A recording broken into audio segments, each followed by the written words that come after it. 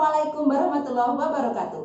Para ekonomia, ketemu lagi dengan Bu Ati Roisana dalam pembelajaran ekonomi kelas 10 SMA.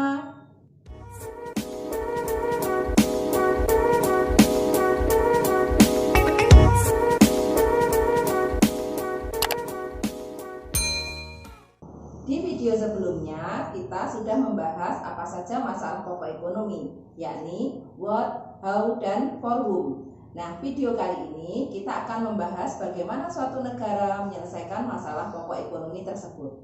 Nah, aturan atau cara negara menyelesaikan masalah ekonomi tersebut dinamakan sistem ekonomi. Apa itu sistem ekonomi? Yuk kita cari tahu. Sistem ekonomi adalah aturan atau cara suatu negara mengatur kegiatan ekonomi untuk menyelesaikan masalah ekonomi dengan prinsip tertentu guna mencapai kesejahteraan.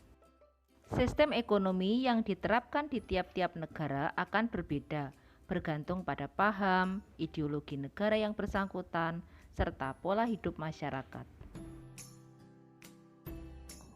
Ada beberapa sistem ekonomi, yakni sistem ekonomi tradisional, sistem ekonomi pasar, sistem ekonomi komando, sistem ekonomi campuran, dan sistem ekonomi Indonesia. Sistem ekonomi tradisional adalah sistem ekonomi yang sesuai dengan kebiasaan adat istiadat yang turun-temurun. Ciri-ciri sistem ekonomi tradisional yakni rumah tangga berperan sebagai produsen sekaligus sebagai konsumen. Alat atau teknologi yang digunakan masih sangat sederhana. Jenis produksi disesuaikan dengan kebutuhan rumah tangga. Masyarakat menjadikan alam sebagai sumber penghidupan. Berkembang sistem barter yakni tukar-menukar barang. Kelebihan sistem ekonomi tradisional adalah tidak terdapat persaingan dalam kegiatan ekonomi, perekonomian cenderung stabil, tidak menimbulkan tekanan psikologis bagi masyarakat. Kelemahan sistem ekonomi tradisional adalah kegiatan ekonomi tidak ditujukan untuk mencari laba karena hanya untuk memenuhi kebutuhan, menganggap tabu adanya perubahan sehingga sulit berkembang, serta alokasi sumber daya ekonomi yang tidak efisien. Nah, sekarang apa beda sistem ekonomi pasar dan sistem ekonomi komando? Pernah lihat drama Korea Crash Landing on You nggak? Nah, di drama Korea tersebut kita akan mendapati setting negara Korea Selatan dan Korea Utara dengan beberapa perbedaannya. Perbedaan tersebut dapat dilihat dari ciri-cirinya. Ciri-ciri sistem ekonomi komando antara lain alat dan sumber produksi dikuasai dan dimiliki oleh negara. Kebijakan ekonomi diatur dan ditetapkan oleh pemerintah. Jenis pekerjaan dan pembagian kerja ditetapkan diatur oleh pemerintah. Tidak adanya kebebasan dalam berekonomi bagi masyarakat, serta tidak diakuinya hak milik pribadi oleh pemerintah. Kelebihan sistem ekonomi komando, pemerintah mudah mengatur, mengendalikan, dan mengawasi kegiatan ekonomi. Kondisi perekonomian relatif stabil, jarang terjadi krisis. Distribusi pendapatan lebih adil dan merata. Kelemahan sistem ekonomi komando adalah tidak ada kebebasan atas hak milik alat dan sumber daya ekonomi, tidak diakuinya hak milik individu atau perorangan kecuali barang yang dibagikan pemerintah, inisiatif dan daya kreasi perorangan tidak berkembang. Bagaimana ciri-ciri negara yang menganut sistem ekonomi liberal? Di antaranya adalah alat dan sumber daya dimiliki dan diatur oleh swasta, adanya pembagian kelas atau status dalam masyarakat, adanya persaingan usaha yang ketat dalam kegiatan ekonomi, tidak ada campur tangan dari pemerintah dalam kegiatan ekonomi, tingkat harga barang ditentukan oleh mekanisme pasar.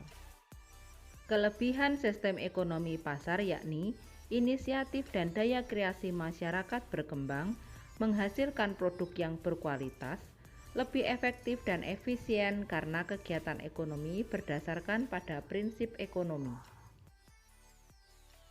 Kelemahan sistem ekonomi pasar yakni menimbulkan persaingan yang tidak sehat, menimbulkan kesenjangan ekonomi, serta rentan terhadap krisis ekonomi.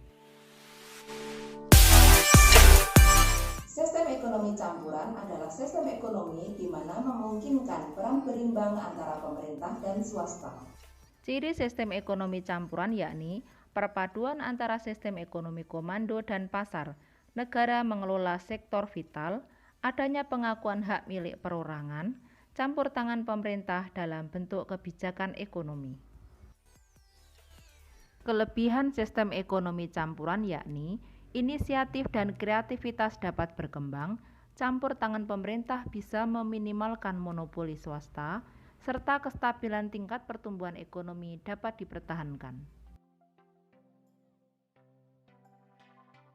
Kelemahan sistem ekonomi campuran yakni campur tangan pemerintah yang lemah dapat menimbulkan berkembangnya sistem ekonomi pasar. Campur tangan pemerintah yang terlalu kuat dapat menimbulkan berkembangnya sistem ekonomi komando, memungkinkan timbulnya korupsi, kolusi, dan nepotisme. Sistem ekonomi Indonesia adalah sistem ekonomi yang disesuaikan dengan ideologi dan kepribadian bangsa Indonesia.